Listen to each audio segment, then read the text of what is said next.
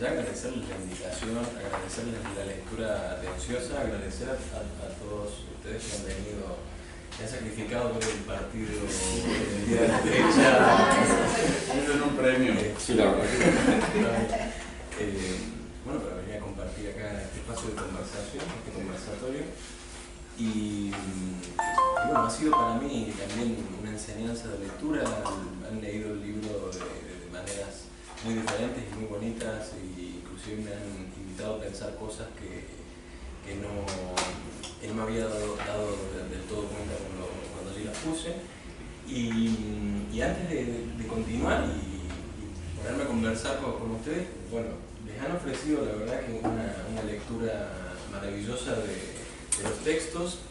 Me encantaría, si ustedes quieren, conocer sus voces, que bueno, es un elemento de desnudez que nos caracteriza como humanos, y aparte también para irrumpir un poco, ya que no podemos ponernos en un círculo grande mirarnos, pero por lo menos podemos escucharnos, y si alguien quiere hacer algún comentario hasta ahora de lo que escuchó hasta ahora, de alguna inquietud, de alguna cuestión, podría ser un buen momento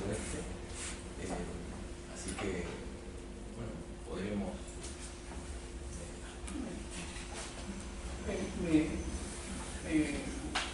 no sé, en particular me gustó mucho la exposición de Andrea al 120%.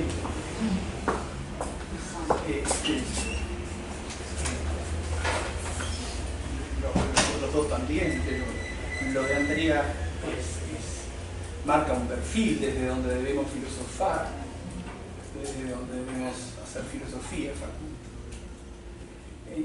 Me viene la cita de Batimo, capaz que encaja o no encaja, pero me viene la cita de Batimo cuando dice que experimentado la libertad, soy muy malo para hacer referencias textuales, pero experimentado la libertad en este mundo múltiple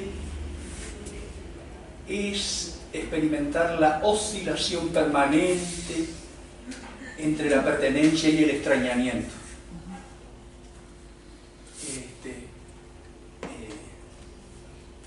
Creo que es lo que quiso transmitir también a través de su lectura Andrea, ¿verdad? Y creo que si traduce tu trabajo, Facundo, es cierto. Experimentamos la multiplicidad. La palabra oscilación del italiano, no sé si está bien traducido, pero la palabra oscilación es problemática, porque no se puede vivir oscilando, pero los que tenemos cerca de 70 años nos viene muy bien en esta modernidad acelerada, hipermodernidad, modernidad tardía. Busquemos la adjetivación que busquemos, menos posmodernidad, menos esa, que por eso dije al 120% contigo.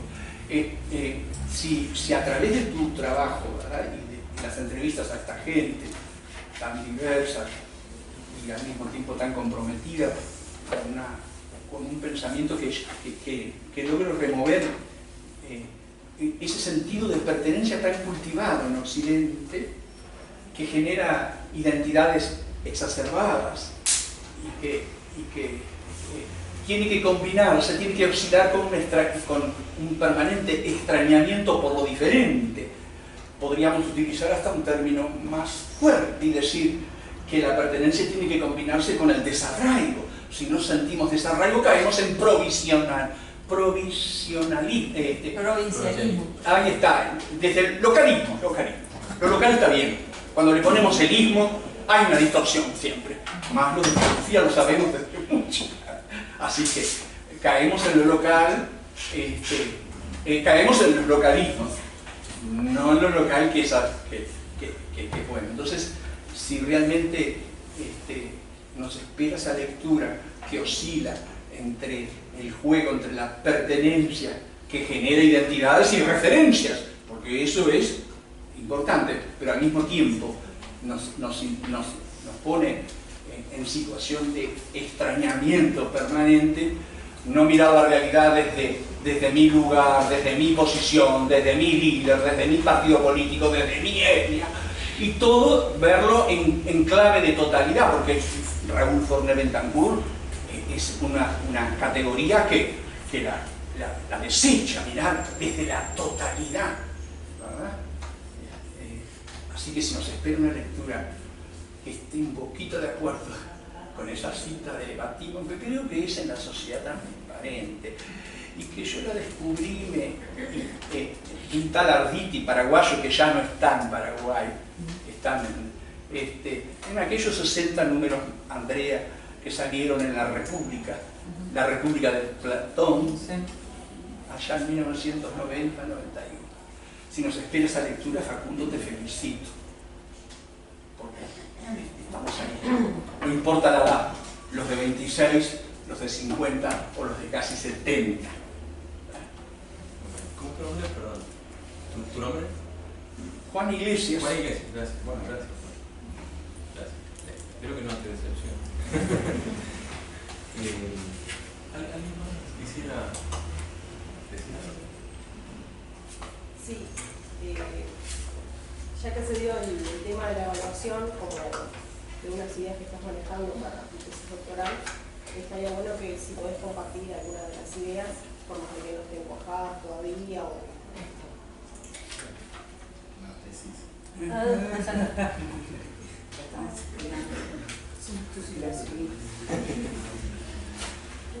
¿Alguna opinión más? ¿Comentario? Anímense. Obvio que es un comentario de los comentarios, ¿no? Por ahora. Sí. Yo quería preguntar sobre lo que ha dicho aquí el profesor de diferencia entre entrevista y conversatorio. Si realmente fueron conversaciones, como se puede mantener, y luego se llegó, ¿no? A la hora de pasar, ¿no? Todo ese tiempo, a una escritura que termina siendo más una entrevista, ¿no? Porque tiene que tener un poco de orden. O si lo tomaste realmente, lo sentiste como conversación, porque se puede sentir, aunque al final sea una entrevista, pero se puede sentir como que fue una conversación de tú a tú, ¿no? No así eso. A ver cómo lo viviste.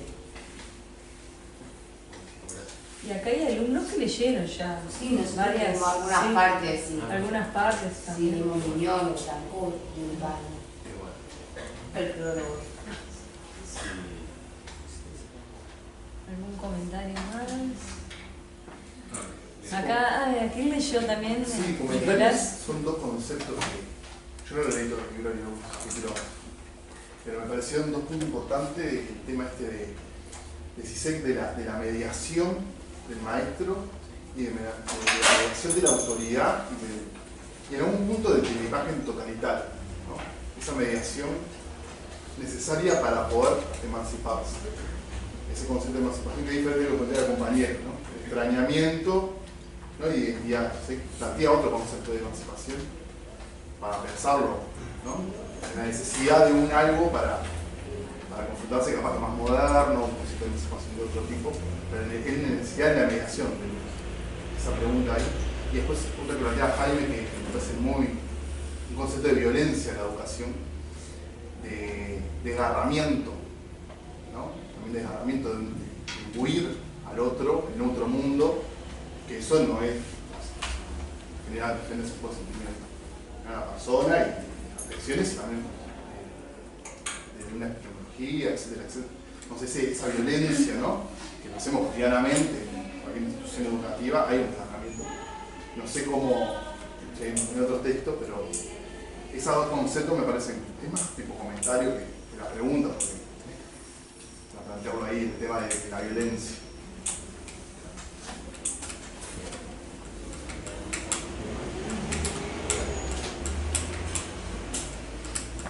¿Alguien más que quiera decir algo? ¿O casi presente? No, bueno, puedo comentar ahora un rato y después sobre eso podemos continuar. Bueno, me encantaría empezar diciendo que, bueno, es cierto, hay una parte del libro donde hablo de esta particularidad, ¿no? De las diferencias generacionales que tenemos con estos autores, pero al mismo tiempo que puede pensarse como una condición de posibilidad para lo que Rancière habla de la igualdad de las inteligencias, digamos. Al al mismo tiempo una apuesta a otro modo de por lo menos, no sé, producir conocimiento o saber por fuera de la noción de los interlocutores válidos que tanto sufrimos en la academia y en la cual también el pensamiento se sectorializa o se sectariza, ¿no? A partir de eso hay una apuesta en la que el libro intenta, por lo menos, que es tocar una serie de problemáticas ético-políticas contemporáneas que me parecen fundamentales, que, sin descuidar otras, ¿no? Porque la lógica de la hiperespecialización, ¿a qué nos lleva? A ser especialistas en género, pero descuidar las cuestiones referidas a la desigualdad, entendida en términos de desigualdad de las inteligencias o en relación a la colonialidad del poder, ¿no? Esto a mí me parece también una cuestión central del libro, ¿no? Por otra parte, la pregunta de la compañera respecto de la cuestión del diálogo que salió, yo creo que sintomáticamente la cuestión de la conversación, del diálogo, de la entrevista, que son ideas que están de alguna manera en la atmósfera del libro, pero que al mismo tiempo, por lo menos lo he intentado, he tratado de tener un cuidado riguroso sobre estas palabras que para mí no quieren decir lo mismo, desde el punto de vista en que la conversación, digamos, como una manera tal vez más distendida, como una manera tal vez menos académica que la entrevista, por ejemplo. Quiero decir, hay libros escritos sobre cómo hacer una entrevista, no así libros sobre cómo entablar una conversación, ¿no? Con lo cual, la idea de dislocar el encuentro con un otro a partir de la conversación y no de la entrevista me parece interesante, ¿no? Y ahí hay una apuesta. Hay una apuesta también desde el punto de vista en que me interesó mucho hacer hincapié en la idea de conversación y no de entrevista, primero para salir de la idea en que una entrevista académica bien concebida no pregunta por fuera de la obra de determinados autores.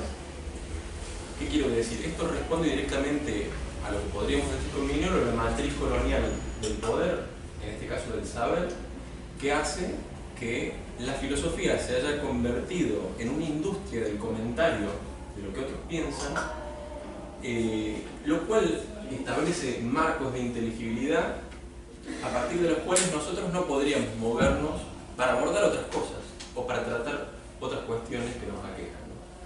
He encontrado en la conversación, tal vez partiendo de algunas inquietudes que sí me preocupaban, digamos, no tan estructuradas, porque digo, al fin y al cabo, en el marco de una conversación se van dando otras contingencias, otros matices, otros tiempos, que esto ya directamente, en el caso de la entrevista por ahí, es mucho más cerrado, es mucho más acotado. Entonces, por eso sí conversación y por eso no tanto entrevista, y van a ver que difícilmente encuentran la palabra entrevista en el libro. La segunda cuestión es diálogo. Es un problema con esa palabra desde el punto de vista en que a mí me daba la sensación que desde los griegos a esta parte, la noción de diálogo involucraba a dos yoes que se encontraban y que no se tocaban, ¿no?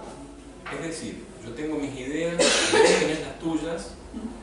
En relación a eso, para mí el mejor ejemplo de diálogo que puede haber está dada en ese famoso debate, de diálogo-debate entre Chomsky y Foucault, no sé si lo han visto o YouTube alguna vez, en el cual, bueno, hay posiciones claras y distintas en las cuales ni se rozan, digo. No hay una mediación, yo creo, de una experiencia, como aquello que nos pasa, que nos toca, y nos trastoca y no nos deja igual.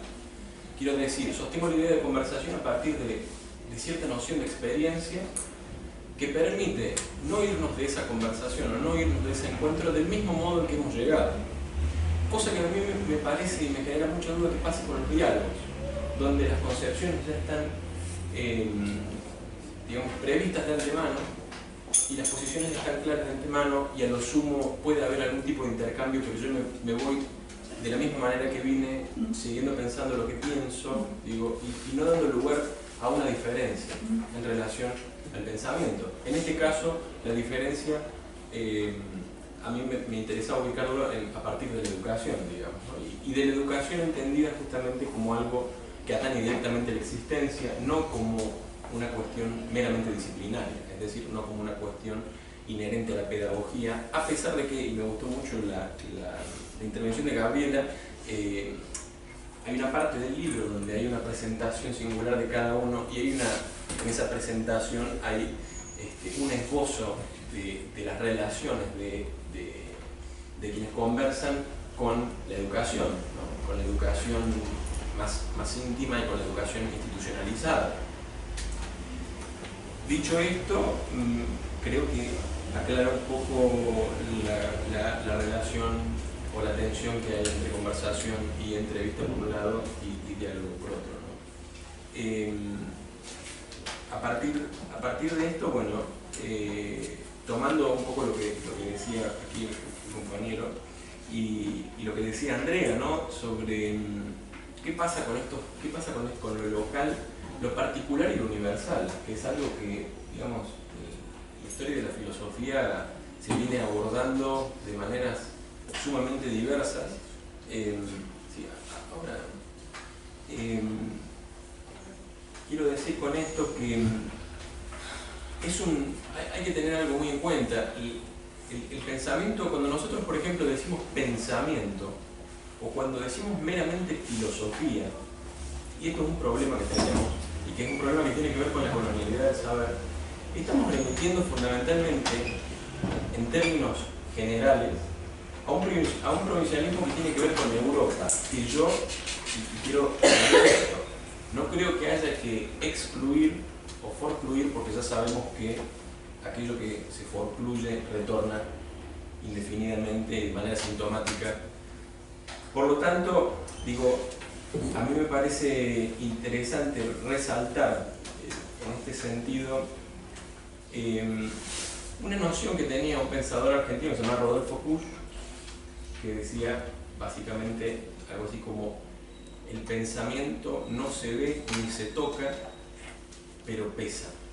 Está gravitado por el suelo que habitamos. Entonces, digo, en ese punto, yo creo que ahí no podemos ser indiferentes a otras tradiciones de pensamiento, pero tampoco podemos ser indiferentes al suelo que habitamos. Quiero decir, a donde estamos, a los problemas que nos gravitan cotidianamente.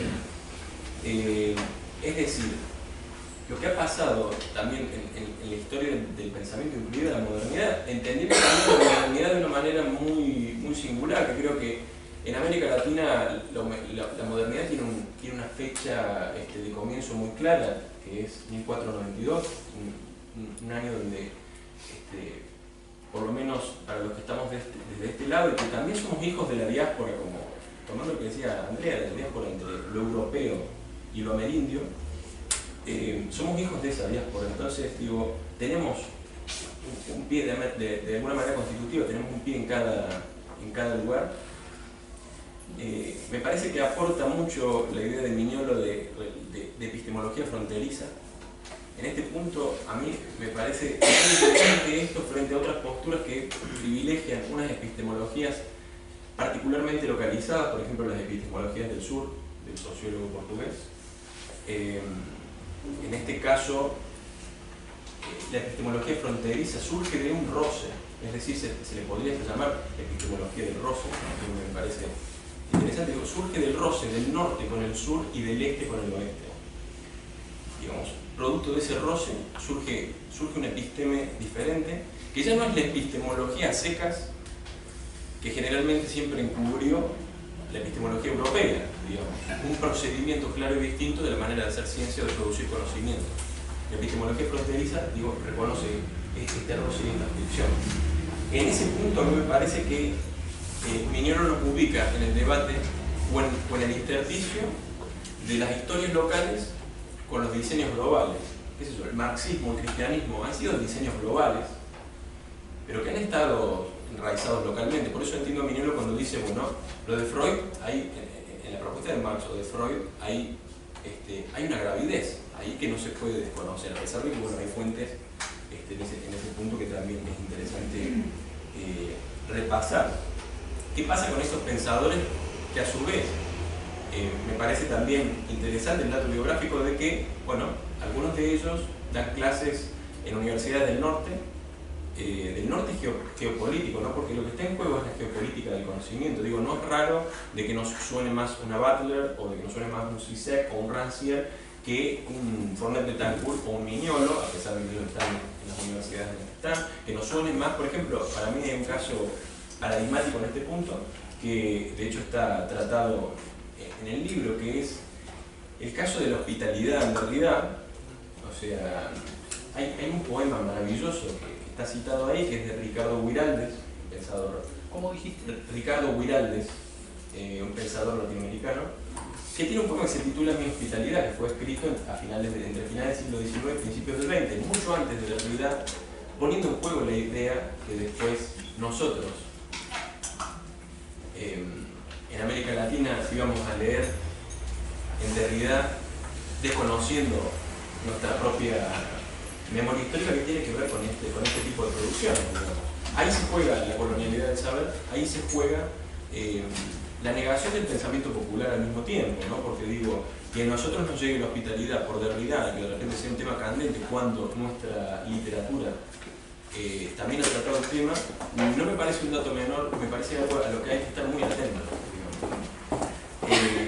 En ese punto me parece interesante la potencia que tiene o que tenemos en América Latina para pensar determinadas problemáticas, y a mí me parece la caducidad que hay en Europa para pensar determinadas problemáticas. ¿Qué quiero decir con esto? En América Latina nos constituye, yo creo, la cuestión fundamental de que el sistema no ha funcionado, de que el sistema ha fallado. Con lo cual, y esto en Europa sucede menos, vivencia las crisis del capitalismo, pero el sistema, el engranaje, sigue, con lo cual hay problemáticas que ellos no se plantean. Por ejemplo, la de la colonialidad, que la colonialidad, y acá está el punto, no es un problema de colonizados o de excolonias, es un problema que nos atraviesa a todos, y por eso a mí me parece interesante esa categoría y esa noción del pensamiento que surge de América Latina, pero que también afecta a los europeos. Porque, ¿y qué mejor caso que lo que ahora se está viendo en España a partir de la reafirmación colonial de la corona española o del gobierno español en su relación con un pueblo oprimido como Cataluña? ¿No? Y esto tiene implicancias no solamente políticas, sino también culturales, porque recordemos que en la época del franquismo en España la lengua catalana era mal visto, no se le podía poner nombres catalanes a las hijas de los hijos, y en este punto vemos que la colonialidad, la colonialidad del poder, en este punto está sumamente vigente, inclusive hacia adentro de Europa. Segundo punto, la colonialidad del saber, la vivimos todos los días adentro de las universidades. Cómo determinados saberes son jerarquizados en detrimento de otros. La Universidad Europea es también un producto directo de esto y lo sigue padeciendo. Es decir, hay determinados tipos de filosofía que a la academia europea no entran. Hay determinados tipos de saberes que directamente son menospreciados. Quiero decir, la potencia, por ejemplo, de la literatura para pensar determinados problemas es muy relativa en ámbitos de filosofía analítica en Europa, por ejemplo.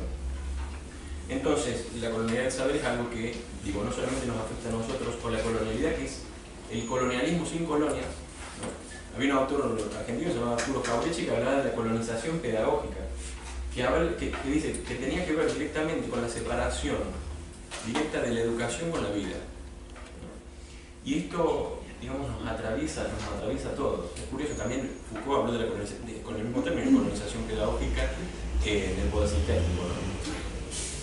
Ese es otro punto que también lo podemos ver en el caso de que Europa, mientras sigue hablando y sigue insistiendo con la noción de universalidad o universalismo, aquí estamos hablando de diversalidad o pluriversidad, ¿no? como una alternativa, ¿no? Como la diversidad como proyecto universal, dirá Mignolo en uno de sus textos, pero digo, ya no se trata de una opción que supera lo anterior, porque esto también es desengancharse, es la idea del desenganche o del desaprendimiento o del desprendimiento. No se trata de una posición superadora, es decir, entrar en la lógica moderna que, bueno, ahora ya no se utiliza, y en pedagogía sí que lo sabemos bien, ¿no? Ahora ya no se dice integración, se dice inclusión, y lo mismo se recicla al infinito. Entonces, quiero decir, hay un punto al que estar muy atentos, ¿no? Y esto tiene que ver con los saberes locales y tiene que ver con este roce entre lo local, entre lo particular y lo universal, o entre ya lo local y lo pluriversal, o lo universal. Me parece interesante hacer un punto de conexión entre lo que decía Andrea de la Universidad Mauti-Huasi de Ecuador, que ha sido desacreditada, digo, desconocida por el gobierno de allí, y lo que pasaba también en París 8, porque eso también responde a lo mismo. París 8 fue desacreditada en un momento porque, bueno, habían sido conscientes de lo que producía la evaluación y sacaron los exámenes. Entonces, el Ministerio de Educación desacreditó París 8. Entonces, el legado que queda de París 8 es de gente que realmente quiere estudiar con determinados filósofos y que le interesa la filosofía más allá de la acreditación. A pesar de que en América Latina sigue, como se dice en Argentina, garpando tener algún tipo de formación en Francia, y los centros geopolíticos de conocimiento por excelencia, ya sean Estados Unidos o de los países europeos, sigue pesando por sobre nuestra propia formación universitaria.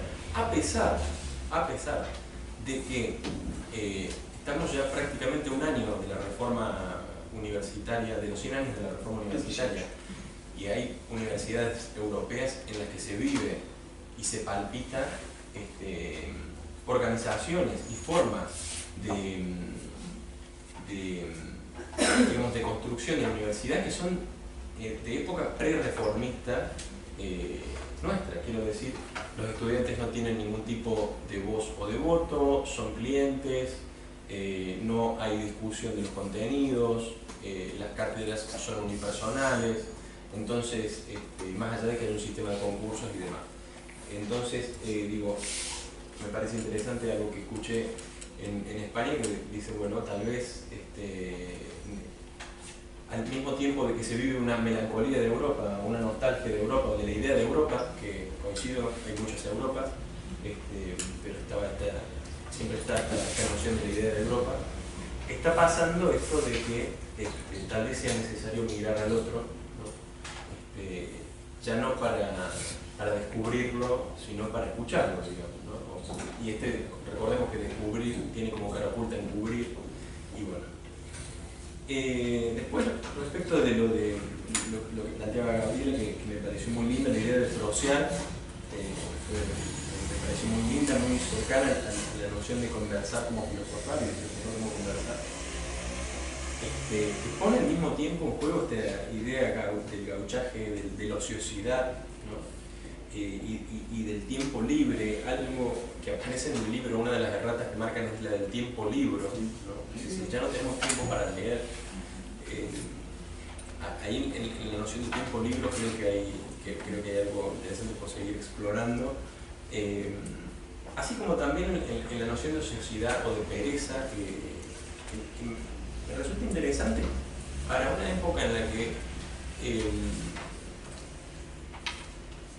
la invitación pedagógica predominante es a trabajar, o sea, ¿no? Y los niños cada vez escolarizados más tempranamente, digamos, la invitación que se les hace desde una determinada generación de docentes, de maestros, de profesores, es al trabajo, es la cultura del trabajo, y creo que esto directamente está relacionado con la típica pregunta de ¿qué querés ser cuando seas grande? Cuando realmente estamos descuidando que hay un sujeto que está, y ahí está la noción del estar, que a mí me parece fundamental. Entonces, en el afán del ser nos olvidamos del estar. Entonces, estamos... Sí, pero al mismo tiempo lo veo muy relacionado con la idea de Rancière de la promesa de igualdad. Ahora cuando me recibo voy a ser alguien, ¿no? Y de los modos de vida que aparecen a partir de ese ser alguien, ¿no? Porque digo, a partir de que soy alguien voy a poder ser tal cosa. Ya cuando me recibo voy a poder conversar con tal, ya cuando tenga tal título voy a poder hacer tal otra. Bueno, el libro también se trata de desmontar eso, trata de desprenderse de eso, ¿no? Me gustó lo de oralituras caribeñas, dijiste, que también forma parte de nuestra memoria histórica, las culturas orales, ¿no? La transmisión. Y en ese sentido nosotros, digo, cada uno de los que está aquí, en mayor o menor medida hemos tenido abuelos, abuelas, que nos han contado historias o no, pero hay algo de la oralidad que insiste y persiste. Por otro lado, bueno, la idea de pregunta como invitación, eso es algo que me gustó que puntuaste, Gabriela, y la relación de la filosofía con la educación, ¿no? Esto me parece central, porque ¿qué pasa cuando la filosofía elude directamente la educación? Que creo que cuando el poder disciplinario la separa a los dos campos que están mutuamente imbricados, para mí ocurren catástrofes, digamos, ¿no? Aparecen filósofos autistas que nada les toca y todo les resbala, y aparecen de repente esta figura que, por aquí dice por un poco, pedagogos que, digamos, embrutecen a cada trazo de su certeza, digamos, ¿no? Esta lógica embrutecedora por sobre cualquier posibilidad de encuentro, digamos, las cartas ya están echadas, unos de un lado, los otros del otro, el mundo dividido en dos, los que saben, los que no saben, y ya la educación de un mero entrenamiento, ¿no? Me gustó esto de la idea de los frutos del mero estar, de la donación, de la semilla, que siempre tiene el costado de lo incierto, ¿no? de lo imprevisible, de no sabemos, de que bueno, podemos enseñar algo, podemos convidar algún signo, podemos poner en común cualquier signo, pero el otro va a aprender a su tiempo y a su manera, quizás algo de eso, o quizás nunca. Por eso me resulta fundamental, en un momento lo hablamos con Butler, el tema del aprendizaje. El aprendizaje que es un enigma desde Sócrates a esta parte, excepto que los psicólogos cognitivos o los neurocientíficos tienen muy claro lo que es el aprendizaje, por lo tanto tienen muy claro lo que es el sujeto, que es algo que a mí me sorprende, ingratamente, porque cuando ya hay un sujeto de antemano previamente definido, bueno, ya sabemos lo que pasa, ¿no? Campos de concentración, ni más ni menos, o nuevas formas de colonización. Entonces, cuando está muy claro el aprendizaje, ¿qué es el aprendizaje o qué es aprender? Ante todo yo creo que habría que desconfiar. Porque se trata de eso, ¿no? La enseñanza no se trata de provocar directamente en el otro un aprendizaje. Y no nos somos de donar sin garantías un signo, tal vez como una semilla. Me gustó la idea de resaltar las imposibilidades en relación a la colonialidad, esto de lo imposible. La idea de rebeliones tiene que ver con eso también, ¿no? De pensar la rebelión como un encuentro con otros que nos permite al mismo tiempo modificar las coordenadas de lo posible y lo imposible, con todo lo que esto significa. Bueno, gracias Javier por lo del libro bello y monstruoso, por la belleza literaria y el arte de pensar y escribir. La idea de juego dialogante también puede ser interesante, o juego conversante. Creo que la palabra conversación, hay algo de la mirada, ¿no? Esto de conver o de ver con, y de versar con también, con lo cual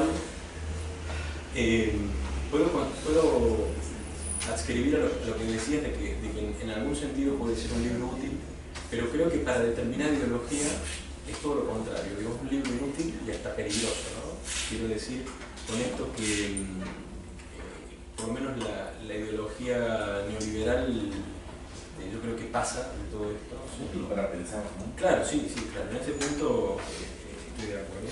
Y la verdad que hay algo con lo del eurocentrismo y el etnocentrismo que no sé, sí creo que puede haber algo del legado europeo que merece ser repensado, pero sin sacar nuestros pies del suelo que habitamos, ¿no? Es decir, me parece interesante el hecho de algunas maneras de leer, como Push leyó a Heidegger, por ejemplo, y de repente le vino la cuestión del estar. Digo, me parece que tiene que ver con un acto de justicia epistémica también, o como podríamos llamarlo, cierta ética epistémica, sí, abordar un pensador europeo, pero sin quitarle del lado una pensadora local, por ejemplo.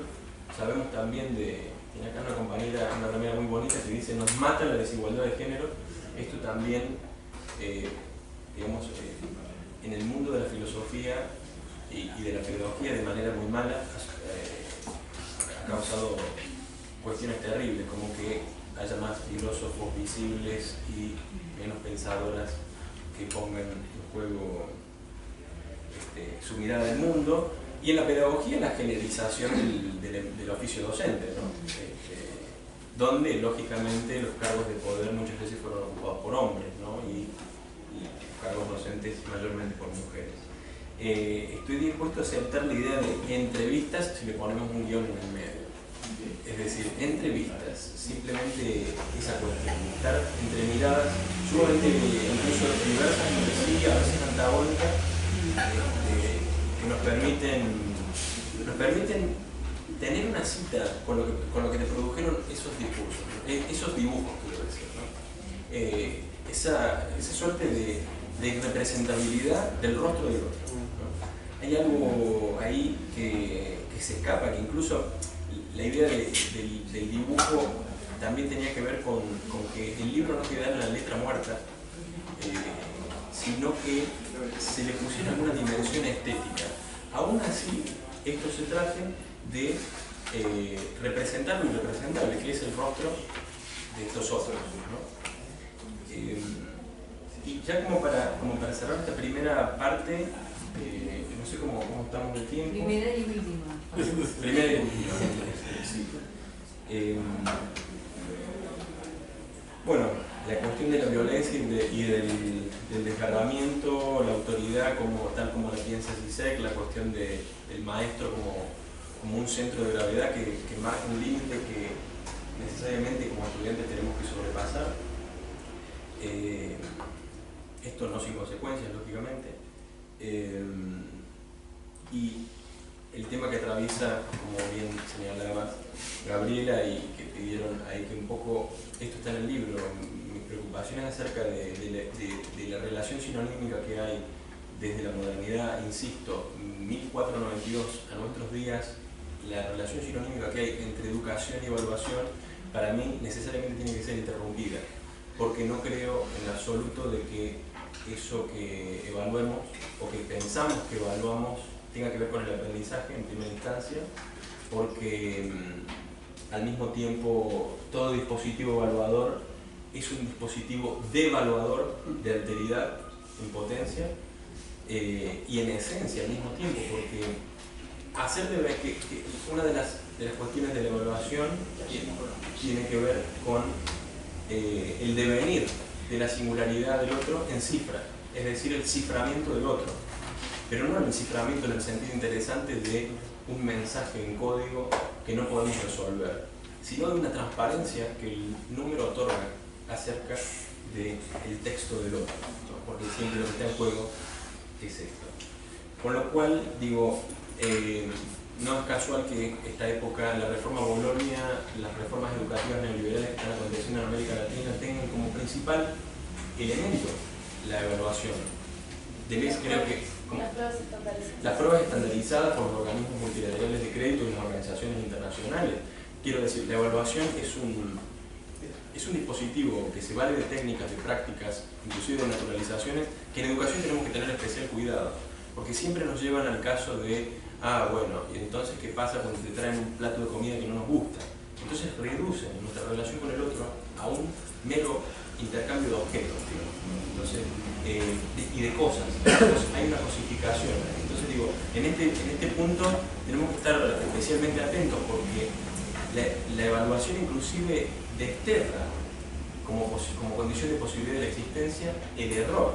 El error es totalmente descalificado, vos te equivocás y quedás fuera de juego. Por eso me parece totalmente falso la prerrogativa que imponen ciertos didactistas o psicólogos de la educación que hablan del error como oportunidad para aprender. El error sería oportunidad para aprender si fuera concebido como una cuestión constitutiva de la subjetividad y no como un elemento que tiene que ser castigado y negado en el otro. Con lo cual, bueno, estos temas los hemos abordado. Rancière plantea que la lógica de los exámenes tiene que ver con los mecanismos desigualitarios de la institución. Butler lo hemos hablado con respecto a la cuestión del error y de cómo esto limita posibilidades y potencias del sujeto.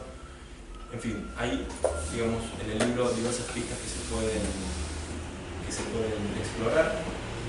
Y si ya no queda más tiempo, yo había traído un pequeño texto para leerles. Quería compartir algunos fragmentos de cosas que me ha dado a pensar el libro, para, bueno, dejárselos para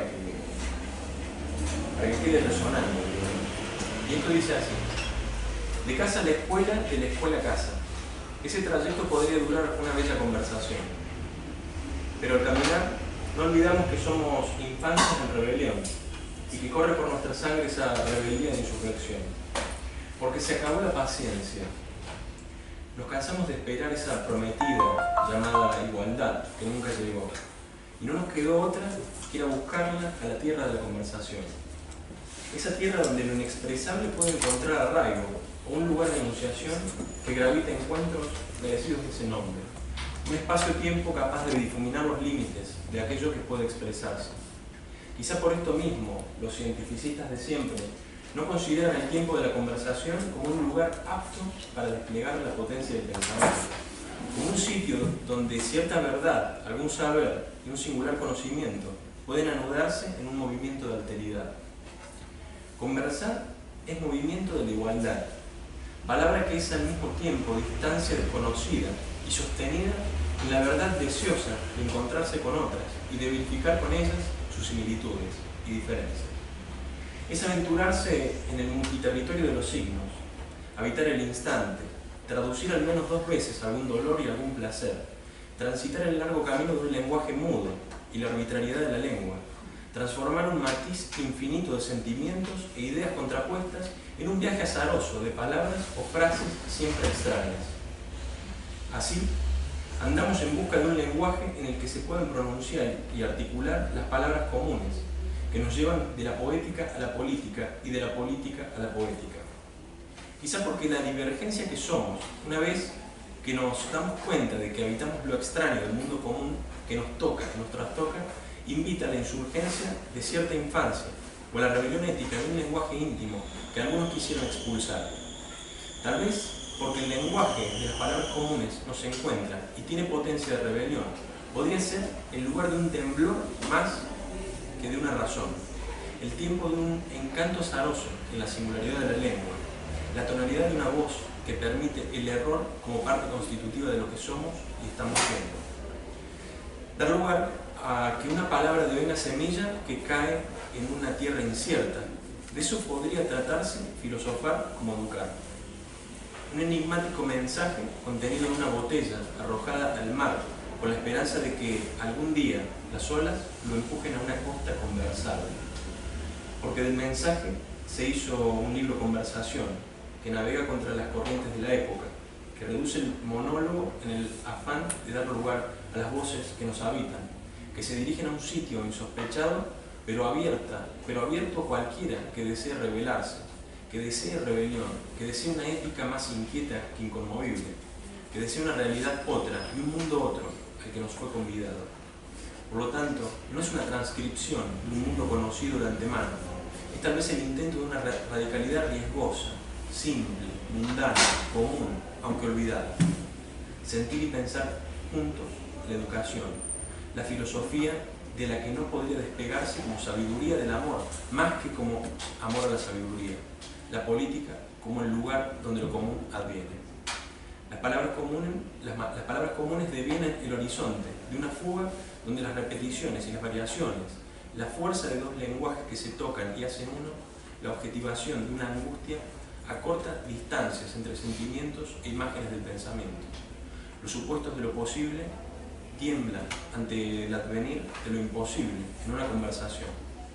Porque si lo imposible no se toca, aún podemos señalarlo en lo real de un gesto que conmueva las coordenadas de lo que hasta ahora ha sido, de lo que se nos impone que tendría que ser y de lo que se dice que nunca podría ser o estar.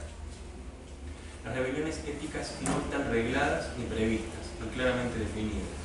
Probablemente en este momento, en algún lugar, quizá aquí mismo, alguien esté tramando rebeliones éticas sin darse mucha cuenta, porque se trata en primera instancia de encontrarse con otros. Y encontrarse con otros es inquietante, cuando menos provocador. Una provocación que duele, porque desafía los límites de lo ya sabido o de lo que uno cree certero de una cita. Una cita que nos convida a una vida más literaria que literal, más feminista que patriarcal. Aquí hoy convidamos rebeliones éticas que tomaron la forma de un libro conversación. Pero estas rebeliones no ocurrieron en la granja, quizá porque detectamos que el trabajo de enseñar recaiga sobre los cerdos, a quienes se reconocía en general como los más inteligentes de los animales, según el clásico libro Rebelión en la granja. Y cuidamos celosamente ese detalle no por olvidar a nuestros contemporáneos campesinos, sino para evitar toda oligarquía que siempre, en su abuso de poder, descalifica todo intento de conversación y todo intento de interrogar lo real. Pero estas rebeliones no son de las masas, no son el tránsito de una nueva y sin par organización de la humanidad, no son lo que Ortega y Gasset llamaban la catástrofe del humano, no son la realidad del progreso que siempre se ha cobrado vida. Estas rebeliones son fragmentos de vida singular, colectiva, personal e histórica, hechos a base de interpretaciones, de peligros, de peripecias, de dramas, y por eso aquí pensar va tan de la mano con sentir o viceversa. Las rebeliones son éticas porque dan lugar a alguna excepción, no a un deber ni a una legislación, menos a una norma o ordenación, tampoco principios universales ni identidades jurídicas que controlan, obligan, sancionan y por ello reducen la complejidad de la vida misma. Son éticas porque prima lo singular del sentido por sobre la totalidad de cualquier significado, porque prevalece algún desorden frente al orden especializado, porque responden a los sufrimientos que nos hicieron y nos constituyen, así como a las demandas que rompen toda categorización o conocimiento previo. Son éticas porque acontecen en el tiempo oportuno y adecuado, aquí y ahora.